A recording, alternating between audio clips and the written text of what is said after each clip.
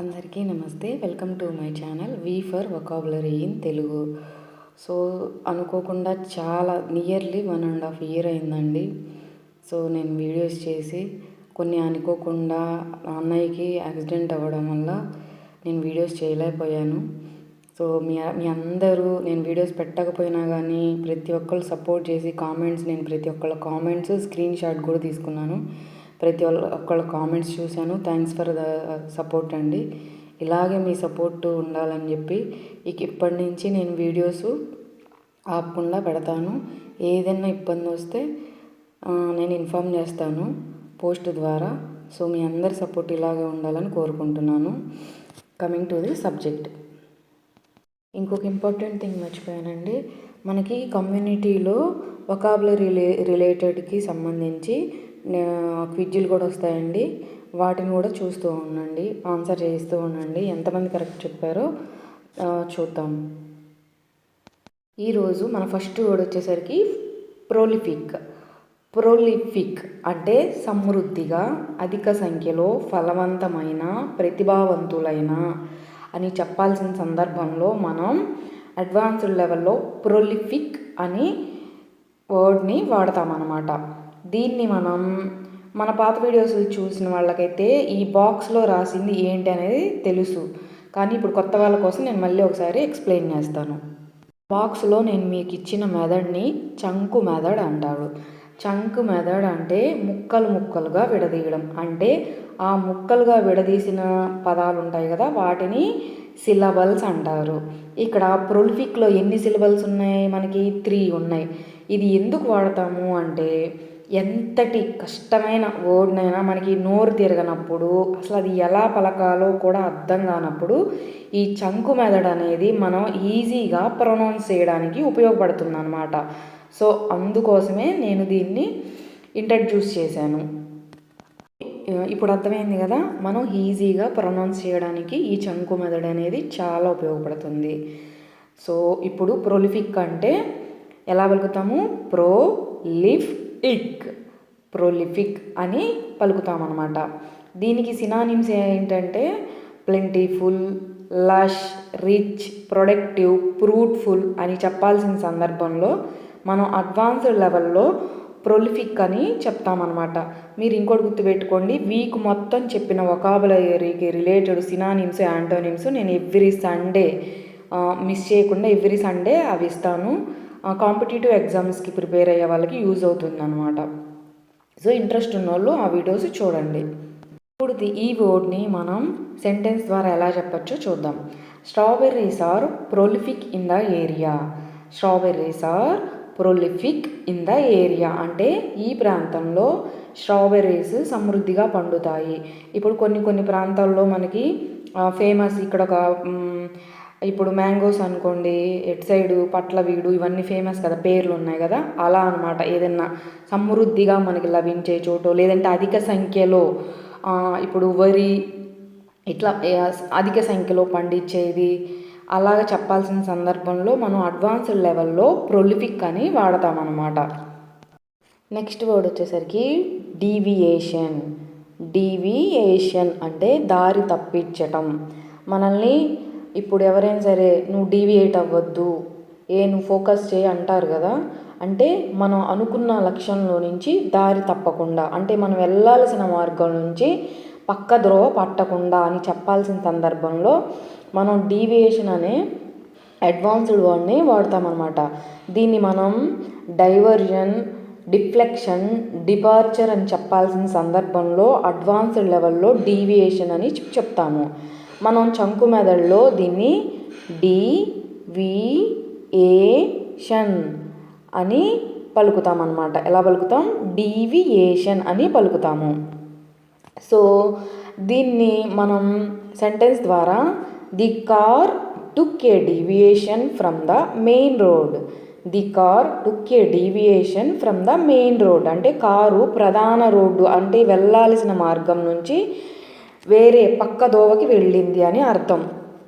మనం డీవియేషన్ అనే వర్డ్ని మనం దారి తప్పడం, లేకపోతే ఇప్పుడు మనం అంటే వక్ర మార్గం అంటారు. ఇప్పుడు ఒక బాగా ఉన్న మనిషి చెడ్డ అలవాట్లకి అలవాటైపోయి తను దారి తప్పిపోతూ ఉంటారు కదా, అలాంటి సందర్భాలలో లేదంటే ఎవరైనా రాంగ్ రూట్లో అరే ఈ రూట్ కాదు వేరే రూట్ వెళ్ళాలి మనం అనుకున్న సందర్భంలో, ఇలాంటి సందర్భాల్లో అడ్వాన్స్డ్ లెవెల్లో డీవియేషన్ అని వాడతాము. ఇంకొక ఎగ్జాంపుల్ కూడా చెప్తాను. There was a small deviation from the original plan but everything still went smoothly.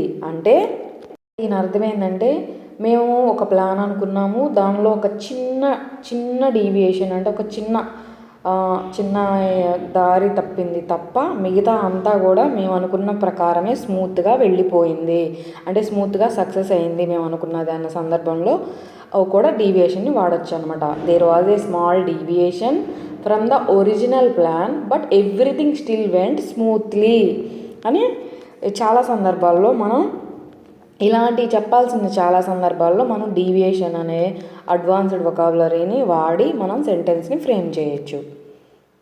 Next word వచ్చేసరికి ఎగ్జెంప్షన్. ఎగ్జెంప్షన్ అంటే మినహాయింపు అని అర్థం అనమాట. మనం జనరల్గా మన డైలీ లైఫ్లో ఎక్కువగా వాడే పదాల్లో ఇది కూడా ఒకటి. దీన్ని మనం ఎలా పలకాలి? ఎగ్జెంప్షన్. ఎగ్జెంప్షన్ ఇక్కడ ఎల్లో కలర్ బాక్స్లో ఇచ్చింది చంకు మెథడ్ అనమాట. అంటే సిలబల్స్గా విడదీసి మనం ఎంతటి కష్టమైన పదాన్నైనా ఈజీగా ప్రొనౌన్స్ చేయడానికి. సో దీన్ని మనం ఇమ్యూనిటీ, సెక్యూరిటీ, గర్డ్ అని చెప్పాల్సిన సందర్భంలో అడ్వాన్స్డ్ లెవెల్లో ఎగ్జెంప్షన్ అని చెప్తామన్నమాట.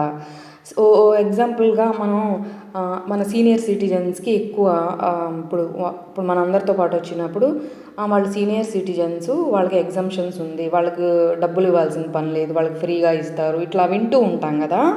అలాంటి సందర్భాలలో మనం ఎగ్జంప్షన్ అనే అడ్వాన్స్డ్ వొకాబులరీని వాడి సెంటెన్స్ని మాట్లాడచ్చు అనమాట. సో మనం ఇప్పుడు సెంటెన్స్ ద్వారా చూద్దాం ఎలా చెప్పాలో అనేది. He got an exemption from homework. He got an exemption from homework అంటే అతనికి హోంవర్క్ నుండి మినహాయింపు లభించింది. ఇది ఎప్పుడు జరిగిద్ది? జనరల్గా ఆలోచించండి. పిల్లలకి ఎప్పుడైనా ఇప్పుడు హెల్త్ బాగోలేనప్పుడు ఒరే నువ్వు రాయమాకురా, నువ్వు రెస్ట్ తీసుకో, జస్ట్ క్లాసులు విను, నువ్వు బాగున్నాక రాద్దు కానీ హోంవర్క్ అని జనరల్గా వింటూ ఉంటాం కదా, అలా అన్నమాట. సో ఇలాంటి సందర్భాల్లో మనం ఎగ్జంప్షన్ అని వాడి సెంటెన్స్ని ఫ్రేమ్ చేయొచ్చు. ఎగ్జాంపుల్ కూడా చూద్దాం. She got an exemption from the exam because she was sick. ఎందుకంటే తనకి హెల్త్ బాగాలేదు, తనని ఎగ్జామ్ మీరు రాయొద్దు అని చెప్పి చెప్పారనమాట. మీకు స్పెషల్గా పెడతామని మనం ఛానల్ వింటూ ఉంటాం కదా. పిల్లలకి హెల్త్ బాగోలేనప్పుడు వాళ్ళు సపరేట్గా మీరు హెల్త్ క్యూర్ అయ్యాక రండి మేము టెస్ట్ రాపిస్తాము అంటారు కదా.